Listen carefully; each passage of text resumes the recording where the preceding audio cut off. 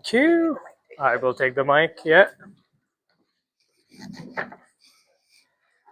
Okay, back after lunch, and everybody needs to stand up, jump up and down, and wake up. No, I'm just kidding. Please don't.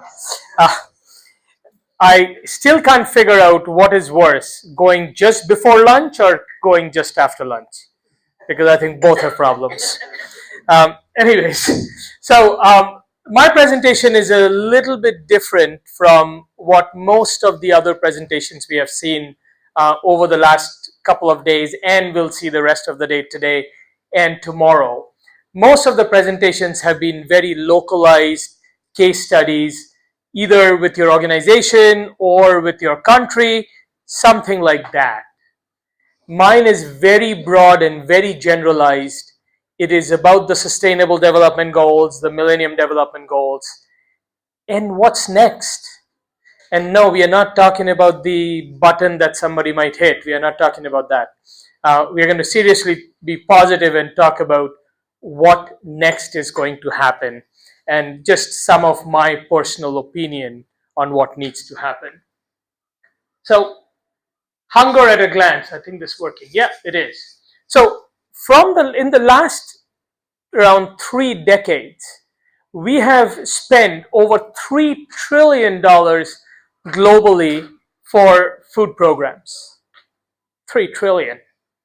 And millions have been lifted out of poverty, yet the key number is 828 million people are undernourished as of 2024. 828 million people, and that's a global number. SDG 2 targets are way off track, and we're going to talk about SDGs and MDGs. But why is this conversation so important still? Not only because food is a human right, it is a basic human right, but I think it's really important to understand that ambitious frameworks existed, but the systems are fragmented. It is very easy to come and say we want zero hunger. We don't want hunger, but are we ready with our systems to actually support zero hunger? Are we going to get there? Now, there are policies. Hunger reduction is predictable, measurable. We have heard about that. We have seen some great presentation, how it can be measured, but certainly it is solvable. Now, the real question is not whether we can end hunger, it's whether we are willing to fix the system that allows hunger. That is the real question in my mind. Now, a quick snapshot. In 1995, we had 1.1 billion undernourished people globally. In 2015, with the Millennium Development Goals, has everybody heard of Millennium Development Goals? We have probably.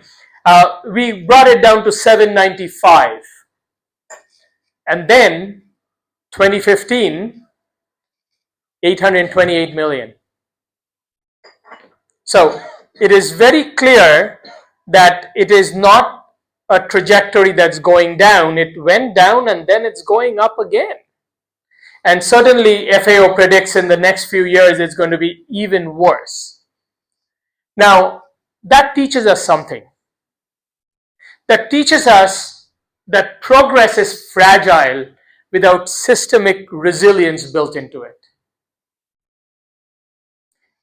We had seen in the Millennium Development Goals that we made progress in almost every 8 of them. In 1995, just for anybody who doesn't know the history, in 1995 in Copenhagen, the world leaders met at the first World Social Development Summit. And that is when the first conversation started on how we can make this world a better place. I'm just simplifying the conversation, but it was not as simple as that. And that led to the Buenos Aires meeting in 1997, and then in 2000 we launched the Millennium Development Goals. Now, in the Millennium Development Goals, there were clear targets, measurable results. And we achieved some global trends. Undernourished population came down drastically. Extreme poverty was halved. Agriculture productivity grew in many regions. So it was all working really well. Clarity, measurements, progress, they were all showing. But there were structural gaps behind the progress.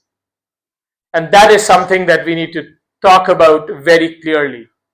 When systems were falling short, we were hitting targets just for the sake of it. We were not ready for what is to come and how to build resilience.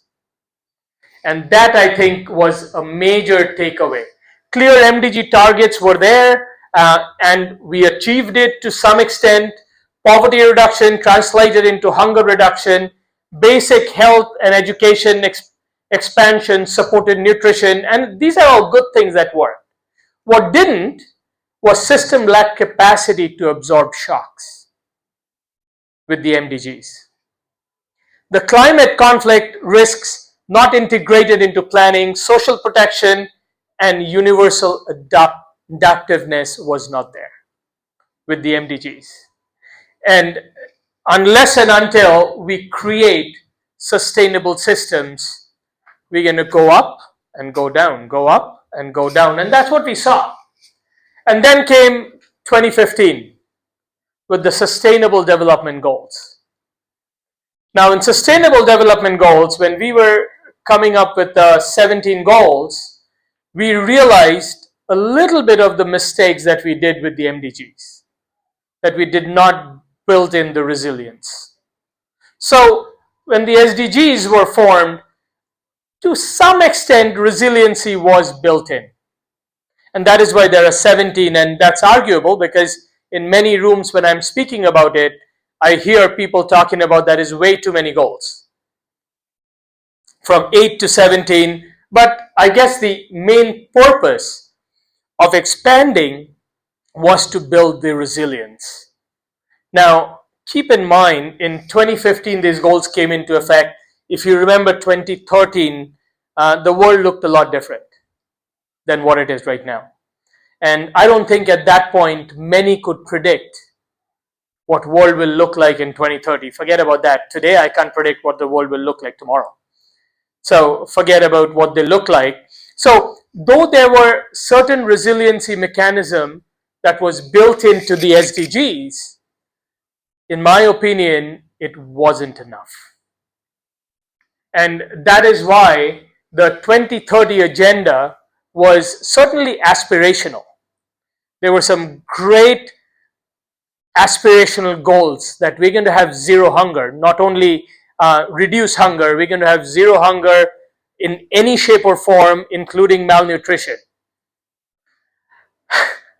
And the reason I sigh on that, because as we have seen in the previous slides, the hunger rate has gone up from 2015 instead of coming down. So apparently that is not working. Now, we doubled smallholder productivity, ensured sustainable food system. We have done all that. But once again, ambition expanded out systems were stress tested over the last little while. And the reality is 2030 agenda of the SDGs, the Sustainable Development Goals, in my opinion, we are never going to hit. And if anybody, and I say this wherever I give this talk, if anybody in this room opposes me, I really want to sit down and have a conversation because I want to learn your opinion. I don't think we are anywhere going to be close to that. Now, this decade we are going through from 2020, I call it the shock decade. This 2020, for various reasons, starting from COVID to the Russia-Ukraine war and currently the Iran war, the climate extreme, inflation, this has got shocks all across the last 5-6 years, and it just continues. And none of us were ready for this. None of us were actually anticipating things to have so much shock in the last 5-6 years as it has been. And this has shown very clearly that our systems are not ready for these shocks. Our SDGs, MDGs, all the great, lovely things that we work sitting in a room, come up with these great ideas, we were not anticipating the shocks to hit us the way it is. And it's showing. It is showing in every form. Just yesterday, the price of the crude has gone up almost double, from $65 to almost $120 in one day. We were not ready for this. No country in the world has been ready for this. Now, where do we stand in 2026? At current pace, as I said, the SDGs were very unlikely to be achieved by 2030. Child stunting declining very slowly, obesity rising globally. So it's a very contradictory, very interesting situation on what is happening. The question is no longer what works. It is whether implementation can scale fast enough and whether there is political will. And I think, and I made sure I wrote that in capitals, because I think that is one of the main factors today that we talk about, is do we have political will globally to actually solve hunger?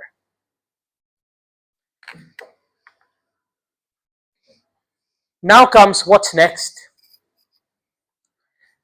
2030 agenda is less than 4 years away. We know we are not going to achieve it. But what's next? Are we going to have another version of SDGs without strong resiliency built in it? Is it going to be another check mark, or by 2030 probably the United Nations won't even exist to have another version of the SDGs? There are so many uncertainties. We know that the United Nations currently is going to file for bankruptcy any day. What does that mean? So I think the last year in November, for the second time, the world leaders met, and this time was in Doha, Qatar, for the second World Social Development Summit. And the whole purpose of this is to start the conversation around what's after 2030 agenda. And I was in that room. It was really interesting.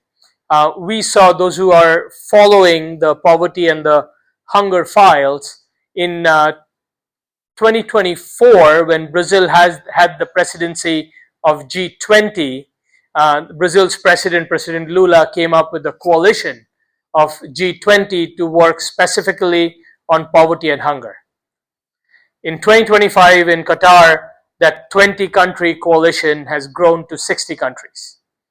So it's very aggressively growing, and they're actually putting money on the table. It is not just empty conversation, to focus on poverty and hunger globally, especially in countries where the need is tremendous. And that is an action that is happening. And now, what does that mean when it comes to the United Nations, when it comes to different platforms? We have seen over the last little while how different coalitions are forming around the world. A couple of weeks ago, we heard about President Trump's Board of Peace, where investing tens and billions of dollars. Last year, we saw some interesting coalition being built with China, Russia, India, all of these countries. For poverty and hunger file, President Lula from Brazil is forming his coalition to fight poverty and hunger. So there are very interesting coalitions that's happening globally. And the question arises, and unfortunately I don't have a magic wand, does that undermining the United Nations work? Is it being fragmented into, and this could be a good thing, could be a bad thing. I'm not here to argue whether it's good or bad, because I don't know the answer. But is that the future, that all of these interesting coalitions and fragmentations are happening? So the United Nations is being undermined. And that is something that we talk about quite a lot when we're figuring out what is after 2030. So the 2055 question, hunger is no longer a primary production issue in today's world. And the world produces enough food to feed 10 plus billion people. It is the access which is a huge challenge today.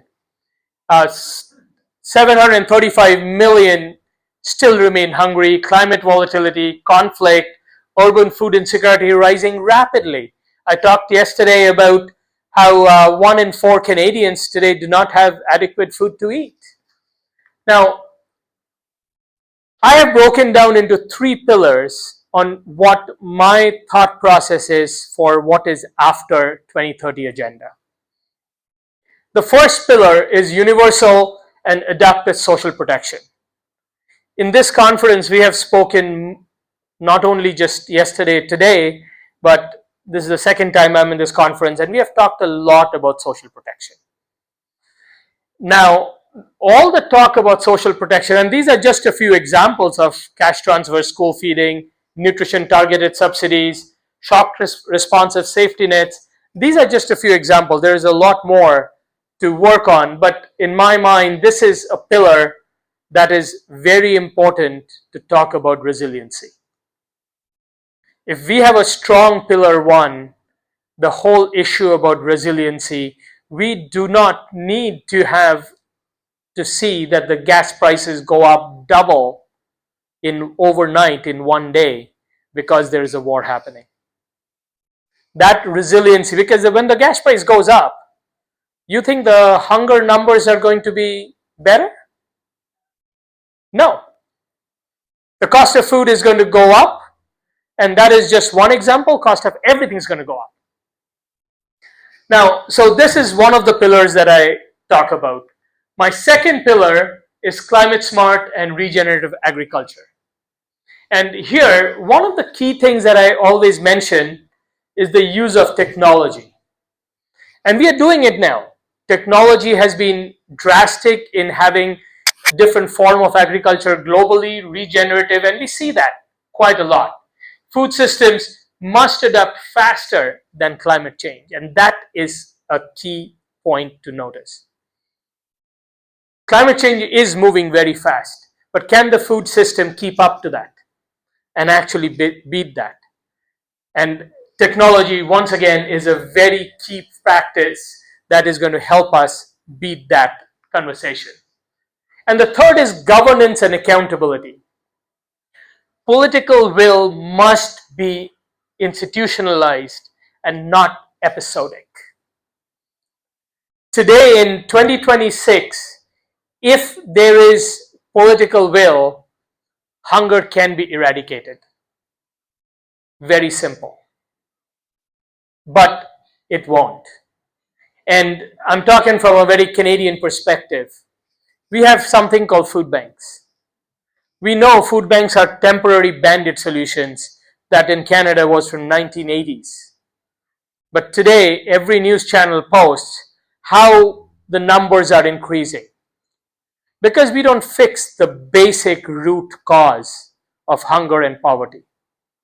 But the reality is, the food bank industry is $1 billion industry. Do you think there is any motivation to solve that problem? No. Now, in 2055 outcome scenarios, what success looks like, I just listed a few. Like the chronic hunger, currently we are around 8%, 8.5%. If proper political will, I'm hoping we can bring down to 3% globally. Shock responsive safety nets, which is universal and not just targeted. Climate adaptive agriculture mainstreamed. Child stunting reduced to below 10% worldwide. And food insecurity treated as a governance failure, not a humanitarian inevitability. The final shift from emergency response to permanent structural prevention. And that is what is going to solve the hunger. Hunger should become historically completely abnormal and not structurally expected. Now, 2055, the generation that chose to end hunger. And I say this we have a few very young folks in this room. And I say this because when I was in Doha, Qatar, and talking about the WSSD, the World Social Development Summit, there was very few youth in that room. And those who were there did not have a voice to speak, and they are the ones who's going to face the brunt of it. And they are not a part of that conversation, they are not around that table. And I think that is a basic problem that we have. Because the generation of youth, they are much more better equipped to handle these problems than we are. They have technology on their side. They have knowledge on their side. Forget about youth. I see my 10-year-old and sometimes I shake my head because at that age I was smelling eraser and saying, oh, it smells so good. And they are here changing the world. Now the path forward is not charity. It is structural design. And I think that is where we are going wrong in a lot of cases, that we are relying on charities to solve this problem. It is not charity. Now, not emergency food, but resilient food systems.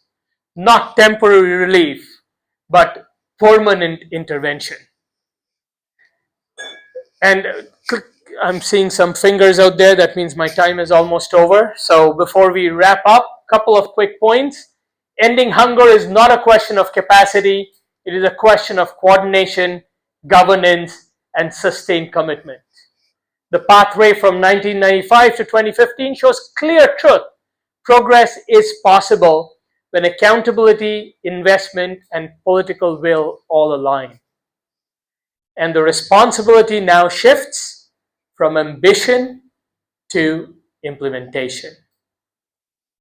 Now, so I've got this QR code. If anybody wants, I do have, so I wrote a book which got a few called the Zero Hunger Project, and I've got 4 books to give away. Now, what I would need you to do, if anybody wants the book, please scan this QR code, and later on, I'm going to do a raffle with the names, and we're going to choose 4. I could not bring any more because the luggage would be very heavy. But please scan the QR code, and we have 4 books to give away. I'm not going to wait here for the raffle. We're going to do it in the break. So we can move forward with that. Did everybody get the QR code? Okay, and right after this kind of brings me to the end of my presentation. If anybody wants to keep in touch, I have my LinkedIn, podcast, the Zero Hunger Project. We had some amazing guests over the last year, including a lot of folks from different countries, the ministers, the UN, the book which you see, and the website, my website. And with that, I'm going to wrap up and thank you. And am I on time? You are. We even Perfect. have time for questions. Go ahead. Woo! I've never done that when I have time for questions. So I win. I win.